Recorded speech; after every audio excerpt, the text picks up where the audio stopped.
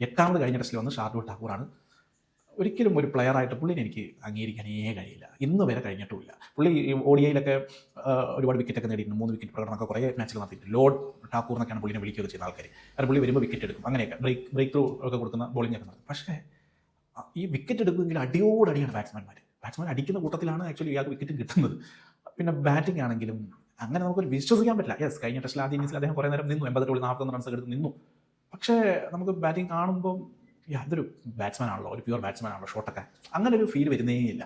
അതുകൊണ്ട് ഇദ്ദേഹത്തിന് ഒരു നല്ല ബാറ്റ്സ്മാനായിട്ടോ നല്ല ബൗളറായിട്ടോ കാണാൻ കഴിയുന്നില്ല. അതുകൊണ്ട് തന്നെ ഇദ്ദേഹത്തിന് ഓൾറൗണ്ടർ എന്ന് വിളിക്കാനുള്ള ഒരു ശേഷി ഉണ്ടോ എന്ന് അറിയില്ല. ഇദ്ദേഹം എങ്ങനെ ഈ നാഷണൽ ടീം വരെ എത്തുന്നു, ഇടയ്ക്കിടയ്ക്ക് ഔട്ടാവും, വീണ്ടും തിരിച്ചു വരും, ഇതൊക്കെ എങ്ങനെ സാധിക്കുന്നു എന്നും ഒരു പിടിയില്ല. IPLിലാണെങ്കിലും ആദ്യം ഇദ്ദേഹത്തിന് ആരും ലേലം വിളിച്ചില്ല, പക്ഷേ ആർക്കും പരിക്ക് പറ്റിയപ്പോൾ ഇദ്ദേഹത്തിന് എടുക്കുകയും ചെയ്തു. അങ്ങനെ ഒരുപാട് ലെക്കുള്ള ഒരു ആളാണ് ഈ ഷാർദുൽ ഠാക്കൂർ. അതുകൊണ്ട് തന്നെയാണ് ഇദ്ദേഹം ഇങ്ങനെ ഇവിടെ തുടരുന്നത്. ഷാർദുൽ ഠാക്കൂറെ ഈ ടെസ്റ്റിൽ മാറ്റുമോ എന്ന് മാത്രമേ നമുക്ക് കണ്ടറിയാനുള്ളൂ. അതിനുള്ള സാധ്യത വിരളം എന്നുമാണ് റിപ്പോർട്ടുകൾ വരുന്നത്.